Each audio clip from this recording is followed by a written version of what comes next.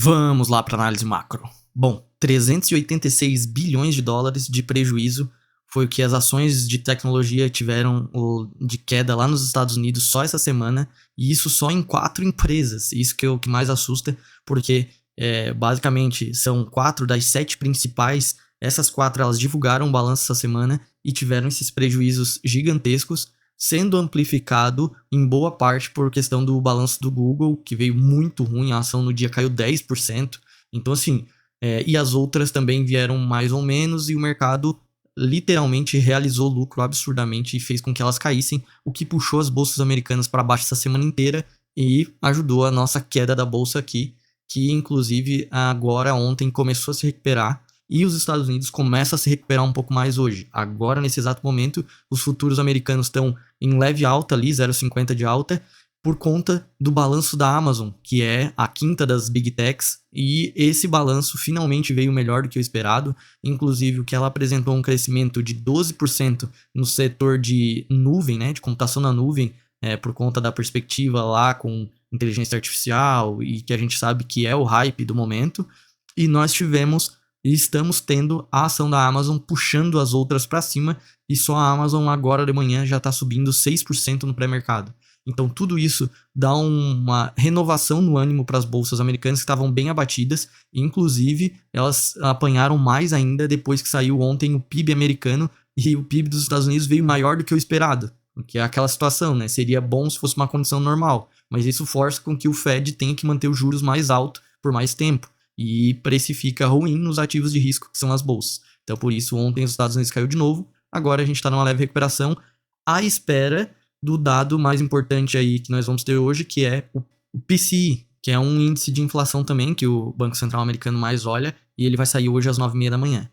Só que apesar do ânimo agora antes desse dado, nós temos que também ficar de olho, porque o mercado vai ficar atento ao conflito lá no Oriente Médio, que aparentemente ontem deu mais uma azedada, porque hoje mesmo nós tivemos os Estados Unidos atacando instalações ligadas ao Irã lá na Síria. Isso tudo depois que o Biden tinha atribuído alguns ataques a bases militares americanas que ficam lá por perto, ele atribuiu a mandados do Irã. E acontece que depois dessa fala, o Irã falou que os Estados Unidos não vão sair ilesos se continuarem esses ataques. Então, assim, o medo global de esses conflitos se agravarem envolvendo outros países começa a ganhar um pouco mais de corpo, mas a gente lembra que o mercado financeiro é o primeiro a refletir isso. E agora, durante a madrugada, ainda não estava refletindo nada disso. Mas óbvio, né, se algumas coisas acontecerem durante o final de semana, a gente tem sim aí uma precificação de tudo isso na segunda-feira nos ativos, e aí começa a corrida de busca por segurança no mundo inteiro, né, que afeta, obviamente, as bolsas, inclusive a nossa bolsa aqui no Brasil.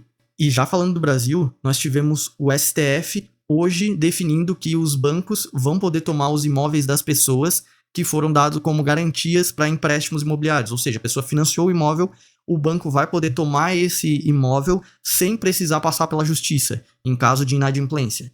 A justificativa que o Barroso, que é o presidente do STF, deu é de que isso vai diminuir o custo de crédito e também vai diminuir o trabalho do judiciário, que está super sobrecarregado. Essa foi a justificativa que ele deu. E nós tivemos também o Lula aqui no Brasil demitindo a presidente da Caixa Econômica Federal para dar para o Arthur Lira poder passar as pautas que o Lula e a equipe econômica estão precisando que passem lá na Câmara, no Senado e coisas do tipo, né? Que a gente sabe que tem totalmente a ver com um jogo político absoluto do toma lá da cá, onde tu faz um jogo de cadeiras para poder ter os teus interesses sendo concretizados na política do Brasil, né? Que a gente já sabe muito bem como funciona.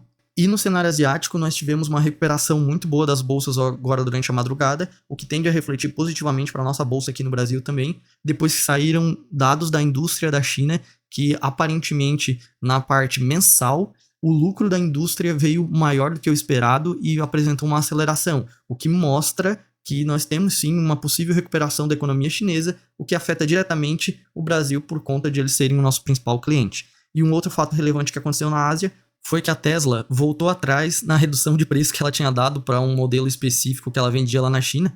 Isso acabou animando as outras empresas de carros elétricos por lá por conta de que a Tesla voltou a aumentar o preço, né? Então fica mais competitivo para as outras. Na Europa, nada de relevante a princípio, mas as bolsas estão positivas. Então, hoje nós temos sim uma possibilidade de abertura da nossa bolsa aqui no Brasil positiva e um dólar para baixo.